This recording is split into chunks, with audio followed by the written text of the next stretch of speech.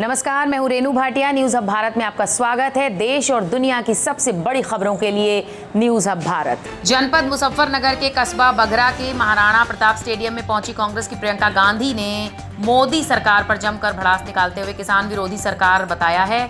वहीं भारत के प्रधानमंत्री नरेंद्र मोदी द्वारा दिल्ली गाजीपुर बॉर्डर पर धरना दे रहे किसानों को जिस तरह से अपमानित किया गया, किसानों को आंदोलन जीवनी बताया है, उस पर भी जमकर नाराजगी जाहिर की है।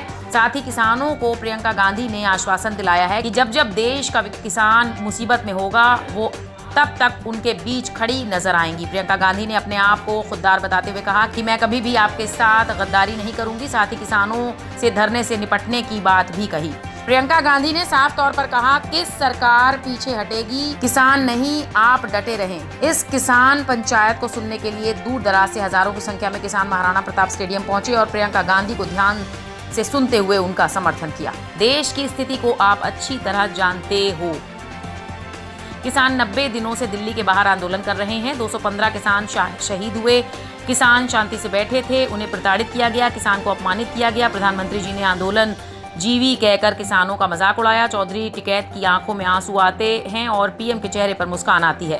गन्ने के भुगतान का वादा किया गया था, आमदनी दुगनी का वादा किया गया था, मगर नहीं हुआ। प्रियंका गांधी ने कहा, पीएम ने अपने भ्रमण के लिए 2 हवाई जहाज खरीदे जिनकी 16,000 करोड़ की कीमत है। प्रियंका गांधी किसान के गन्ने का भुगतान के लिए कुछ नहीं, तेल और बिजली और गैस पर कीमत लगातार बढ़ रही है।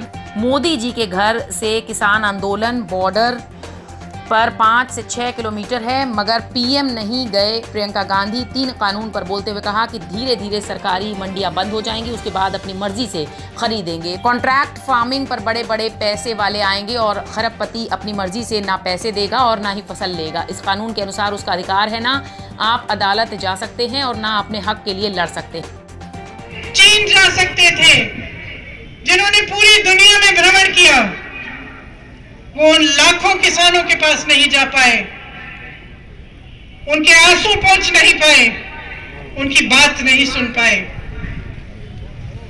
क्यों?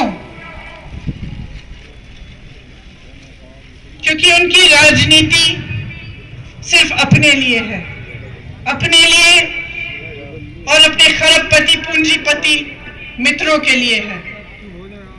इसी समय जब पूरा देश तड़प रहा है, किसान तड़प रहा है, भुगतान नहीं हो रहा है, इसी साल में अगर आप देखेंगे कि इन 1-2 खरबपति मित्रों ने कितना पैसा कमाया तो आप चौंक जाएंगे। हजारों करोड़ कमाया है और आप सड़क पे बैठे हुए अपने हक के लिए संघर्ष कर रहे हैं, आंदोलन कर रहे हैं और कोई सुनने को तैयार नहीं है। जो 3 कानून इस सरकार ने निकाले हैं उनका सार तो आप जानते ही होंगे। पहला कानून कि प्राइवेट मंडियां लगेंगी और सरकारी मंडियों में जो टैक्स लिया जाता है वो प्राइवेट मंडियों में नहीं लिया जाएगा। इसका मतलब क्या है? इसका मतलब ये है कि आस्ते आस्ते सरकारी मंडियां बंद हो जाएंगी। और आप सब जानते हैं कि सरकारी मंडियों की खासियत ये है कि आपको न्यूनतम समर्थन मूल्य मिलता है, कि कोई भी कहीं से भी आकर आपको ये नहीं कह सकता कि आपको कम दाम पे आपसे खरीदेगा। प्राइवेट मंडियों के खुलने से और उनको मजबूत बनाने से क्या होगा? बड़े बड़े खरबपतियों की मनमानी होगी। जो दाम चाहते हैं वही देंगे, जब खरीदना चाहते हैं तभी खरीदेंगे, जब बेचना चाहते हैं तभी बेचेंगे। दूसरे कानून में लिखा है कि कॉन्ट्रैक्ट फार्मिंग होगी। कॉन्ट्रैक्ट फार्मिंग का क्या मतलब है?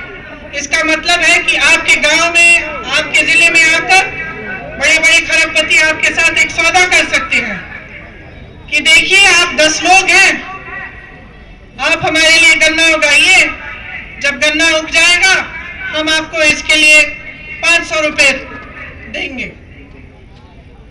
लेकिन जब आप उसको उगाएंगे तो अगर उस खरबपति का मन हो तो वो आपसे कह सकता है कि ना मैं आपको 500 रुपए दूंगा और ना मैं आपका गन्ना चाहता हूं। उसको कहने की अनुमति है, वो कुछ भी कर सकता है। क्यों? क्योंकि इस कानून के तहत आपकी कोई सुनवाई नहीं है। अगर आप अदालत में जाना चाहेंगे, उसकी शिकायत करना चाहेंगे, तो आप सिर्फ एसडीएम के पास जा सकते हैं और उनके ऊपर जो एक अधिकारी है उनके पास जा सकते हैं, लेकिन आप अदालत नहीं जा सकते। आप अपने हक के लिए लड़ नहीं सकते, ये लिखा है उस कानून में। तो आप सोच सकते हैं कि एक तरफ आप और आपकी छोटी सी खेती और दूसरी तरफ प्रधानमंत्री के बड़े बड़े खरबपति मित्र, आप बताइए किसकी सुनवाई होगी? ये जो नए कानून बनाए गए हैं, इन कानूनों के तहत न्यूनतम समर्थन मूल्य खत्म होगा, सरकारी मंडियां खत्म होगी, आपके हक खत्म होंगे। और जिस तरह से इन्होंने इस पूरे देश को अपने 2-3 मित्रों को बेचा है, उस तरह आपको, आपकी जमीन को, आपकी कमाई को, ये अपने मित्रों को, अपने खरबपति मित्रों को बेचना चाह रहे हैं। तो ध्यान रखिए और आप जागरूक हैं। मैं जानती हूं आप कितना संघर्ष कर रहे हैं। जैसे पंकज जी ने कहा, सिर्फ पूरा देश नहीं, पूरी दुनिया देख रही है। और कभी कभी लगता है कि हमारे प्रधानमंत्री जी जैसे पुरानी कहानियों में अहंकारी राजा होते थे, जो जैसे जैसे उनकी सत्ता बढ़ती चली जा रही थी, वो अपने महल में बंद हो जा रहे थे। लोग उनके सामने सच्चाई कहने से डरने लगे, उनके सामने गिड़गिड़ाने लगे, उनका अहंकार बढ़ने लगा। ऐसा लगता है कि हमारे प्रधानमंत्री जी भी एक तरह से उन्हीं अहंकारी राजाओं की तरह बन गए हैं। उनको ये भी समझ नहीं आ रहा है कि जो जवान इस देश की सीमा को सुरक्षित रखता है, वह जवान किसान का बेटा है। उस जवान का आदर करना चाहिए, किसान का आदर करना चाहिए।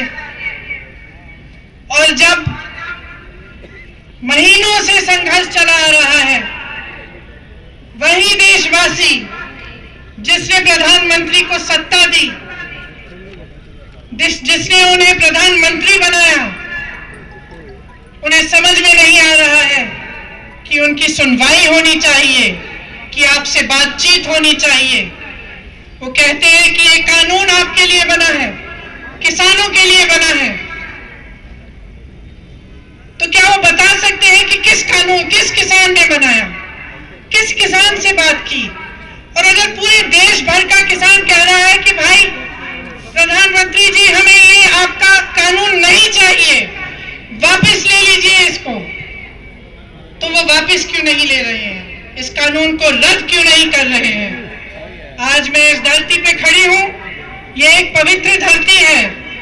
यहां से तमाम संघर्ष हुए हैं, शहीद हुए हैं, स्वतंत्रता संग्राम के लिए आपने संघर्ष किया। मेरे से पहले शायद मलिक जी ने कहा कि 1987 में आपने संघर्ष किया था, तो एक सरकार आपके सामने झुकी थी। वो मेरे पिताजी राजीव गांधी की सरकार थी।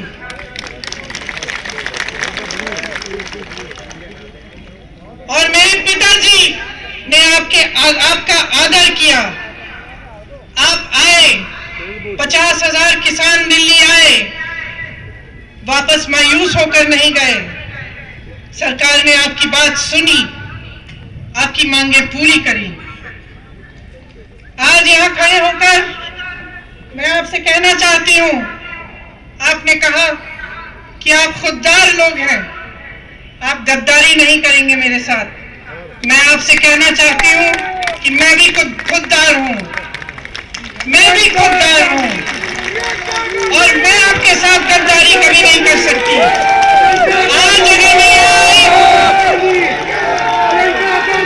आज अगर मैं यहाँ आई हूँ तो राजनीति के लिए मुंह दिखाने नहीं आई हूँ। पिछले साल यही मुजफ्फरनगर आई थी, आप संकट में थे, आपको याद होगा। आपके बेटे उस समय भी शहीद हुए थे, आज भी शहीद हो रहे हैं। मैं उस समय भी यहाँ आई थी, मैं आज भी आई हूँ और मैं बार बार आती रहूंगी। जब आप संकट में होंगे मैं आपके साथ खड़ी रहूंगी। जब आपको दुख रहेगा कांग्रेस पार्टी आपके साथ खड़ी रहेगी। जब आप संघर्ष करेंगे हम आपका संघर्ष उठाएंगे, हम आपके साथ संघर्ष करेंगे। मैं आपसे कहने आई हूँ कि आप पीछे मत हटिए। ये सरकार मजबूर होगी, ये सरकार मजबूत नहीं है, दुर्बल है, क्योंकि अपनी ही जनता अपने ही देश की आवाज नहीं सुन पा रही है। ये सरकार पीछे हटेगी, इनको पीछे हटना पड़ेगा। जय जवान, जय किसान, जय जवान, जय किसान, जय हिंद, जय हिंद, जय Hind. Bureau report, news hub Bharat. देश और दुनिया की सबसे बड़ी खबरें सिर्फ न्यूज हब भारत पर देखने के लिए हमारे चैनल को सब्सक्राइब और लाइक करना ना भूलें और बेल आइकन जरूर दबाएं।